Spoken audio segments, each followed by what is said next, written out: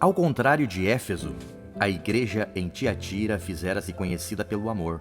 Mas se a primeira foi elogiada por odiar os maus, a segunda foi repreendida por tolerar o mal.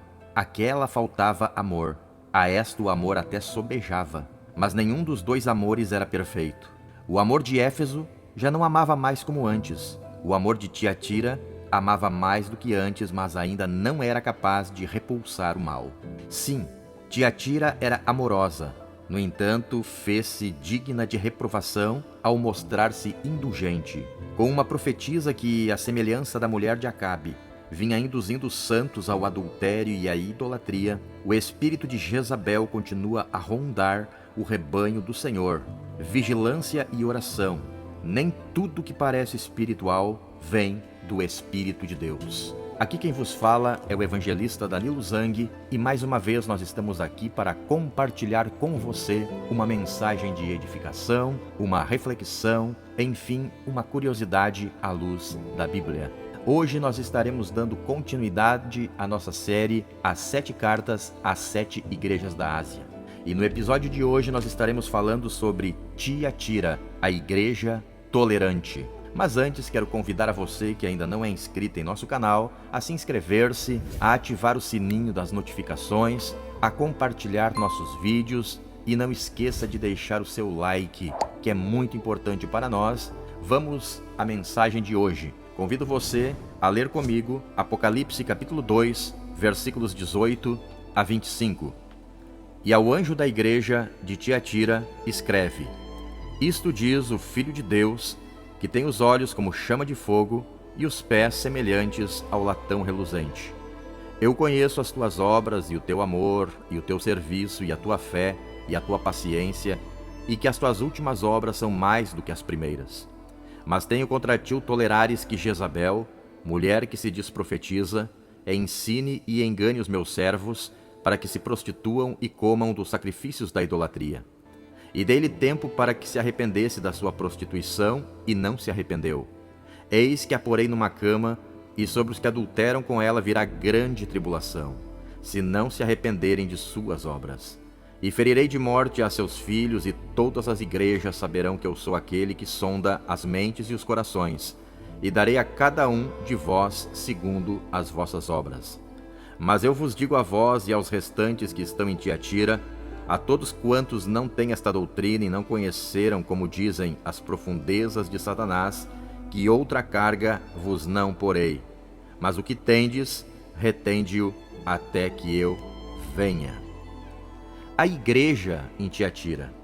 A cidade de Tiatira, embora rica, Tiatira não podia ostentar a riqueza de Éfeso e nem era tão importante quanto Pérgamo, mas sabia como usufruir do progresso que os romanos haviam trazido à região ao transformar a Ásia Menor numa província imperial. Sua produção de tecidos, principalmente o índigo, tornou-a famosa em todo o mundo. Tiatira fizera-se afamada também pelas quildas, que agrupavam os profissionais das mais diversas áreas. Eram uma espécie de sindicato. Hoje, quem visita a moderna Aksar, na Turquia, depara-se com as ruínas de uma Tiatira que, outrora florescente, perdera todo o viço ao honrar mais a criatura do que o Criador. Mas e a igreja em Tiatira? É bem provável que o evangelho tenha chegado a Tiatira através de Lídia, evangelizada por Paulo em Filipos, retornou à cidade natal como portadora das boas novas de salvação. O apóstolo haveria de confirmar o trabalho ali estabelecido em sua terceira viagem missionária. Identificação do destinatário. Quem foi o destinatário desta carta? Filho de Deus. Apresentando-se como Filho de Deus, o Senhor torna bem patente ao anjo da igreja em Tiatira ser igual ao Pai.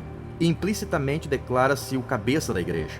Sim, Jesus Cristo é o chefe supremo e incontestável, tanto da igreja local quanto da igreja invisível, militante e universal.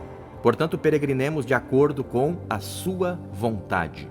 Onisciente, sim, seus olhos são como chamas de fogo. Sim, Jesus é onisciente. Ele tudo sabe, tudo conhece, tudo vê. Sonda-nos as mentes e os corações. Portanto, o Senhor sabia muito bem o que se passava na igreja em Tiatira. O que ocorre em nossas igrejas não está oculto aos olhos do Filho de Deus. É tempo de conserto e avivamento. supremo juiz. O poder judiciário do Filho de Deus é simbolizado pelo bronze polido de seus pés. Ele é o juiz supremo de todas as coisas, porque todas as coisas foram-lhe confiadas pelo Pai. Em breve, pois, Jesus haveria de submeter a severo julgamento tanto Jezabel quanto os que com ela adulteravam. E Deus não mudou. Continua a julgar os lobos que estão em sua igreja. Vestem-se como cordeiros, a fim de levar as ovelhas ao pecado. Tiatira, uma igreja rica em obras. Observe só. Amor. O amor de Tiatira era maior do que antes, mas ainda não era perfeito.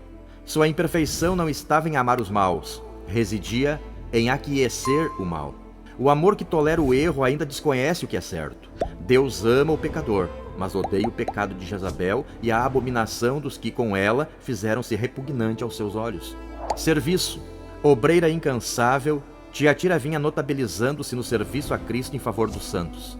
Evangelizava, socorria os mais necessitados e tudo fazia por expandir o reino de Deus. Imitando a apostólica Jerusalém, erguia-se como exemplo para as demais igrejas. Todavia, seu amor carecia de perfeições. E a fé? Por suas obras, Tiatira demonstrara a sua fé.